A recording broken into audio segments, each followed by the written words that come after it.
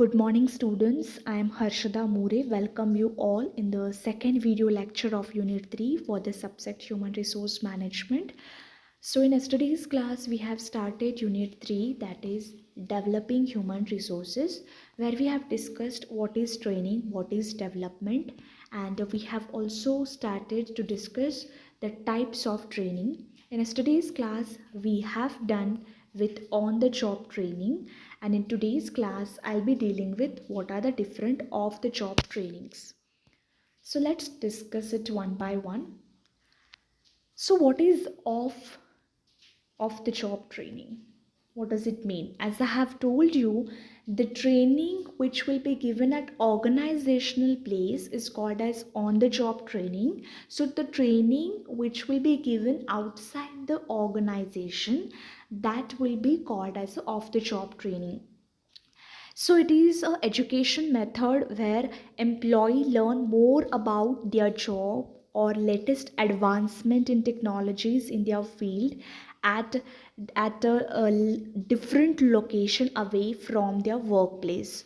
So this helps employees to work more efficiently, and employers hold training away from the workplace or somewhere further away from the workplace, so that it will helps to minimize any kinds of disturbance, which ensures employees can fully focus on materials they are learning. So that is the reason why they conduct the training outside the organization, so that employees will focused fully on the training. Okay, so what are the different methods of off the job training? So first one is classroom lectures. So in this type of training, it is mostly for white collar or management employees. First of all, let me tell you who are white collar people and who are blue collar people. See, white collar people are those who are belongs to management, who are belongs to higher level. Okay, and who are the blue collar people? Blue collar people are people who are belongs to lower level management, or who are working under supervision, so that those are called as the blue collar people. Okay, so we were discussing about classroom lectures. So this is mostly training given to the higher management or white collar people. So this type of off the job training take place in classroom like environment, and it involves a trainer who will keep on providing instructions in the form of lecture, and they learn in this employees will learn different crucial skills needed for their job, and employees can even ask questions related to whatever they are learning. They can ask the questions, they can ask their doubts, and the experts who is giving training to them, he will answer their questions, and he just help to meet their queries. So it is more focusing on administrative and management aspect of their job. So this is what a classroom lecture. Next is audio visual. What does it mean? So the training which is provides with the help of films, television, video, presentations, these are called as a audio visual training. So most of the education institutions are often use this kind of a method, so that students will easily understand the concepts. Nowadays we are running with the pandemic, so we can see that you people are learning by sitting at your home, and we are presenting ppt in front of you, and you are listening our lecture. So that is a audio visual. And for example, people working at customer care, okay, the people who are customer care executives, they'll be giving training regarding how to interact with the customers. Why they'll be giving training of how to interact? Because whenever they are talking on cell phones, there might be some people who are very rude to them, who some may have lose their temper, and you may feel unconscious, you may feel uneasy. So that you should be aware of, and you should be familiar with every way of talking and how to interact, so that this kind of a training is been given to the employees. Next is simulation. What does it mean? So, trainees get trained through equipments or machineries that resembles what they would use in the field or on the job. So, this helps them to prepare for handling the equipments and machineries in a real life. I'll be giving example for this.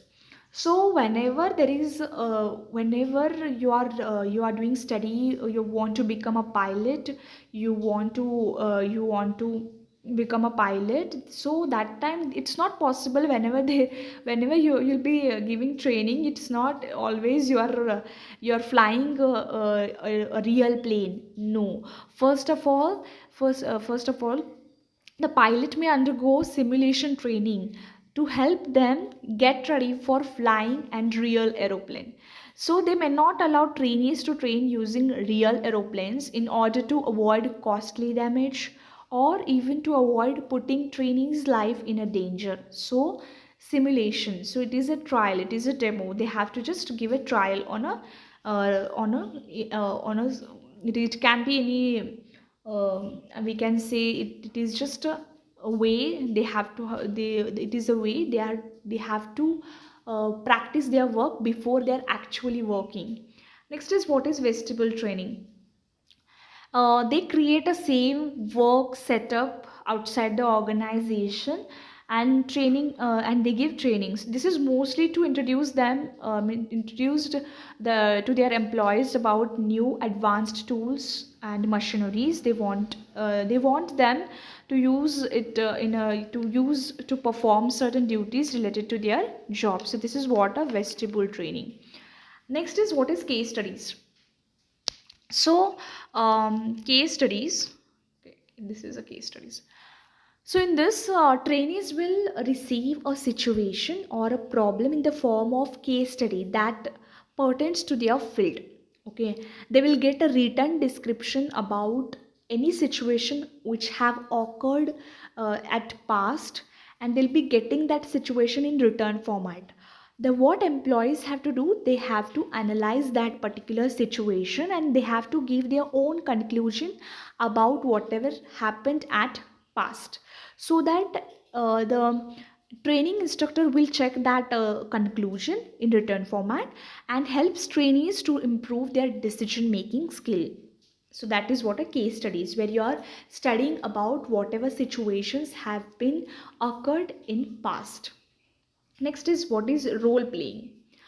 So trainee has to assume that he is playing a role, and that will be and they'll be giving a situation, practical situation to trainee, and ask them how you will react on a certain situation. For example, see, I had been given the interview for Byju's. So while I was giving interview, while I was interacting with the interviewer, he was asking me, like he had asked me a question, how you will convince a dull student to study even math subject. So that was he told me that you have to assume that you are a teacher, and you have to convince your student, your dull student, who is the least interested in studies, you have to convince that person.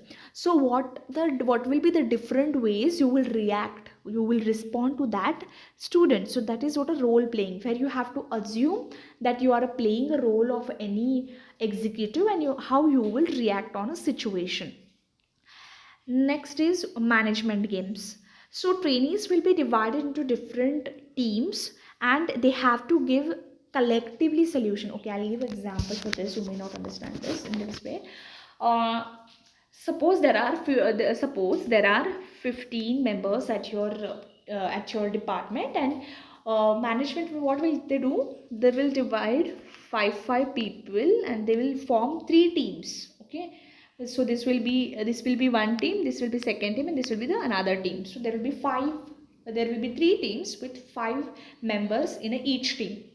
So they might give a situation, what see the advertise sales of our organization is declining day by day. So what are your suggestions? So this might of things they may present in front of you, and you have to give a collective decision. You have to make a collective decision with your team.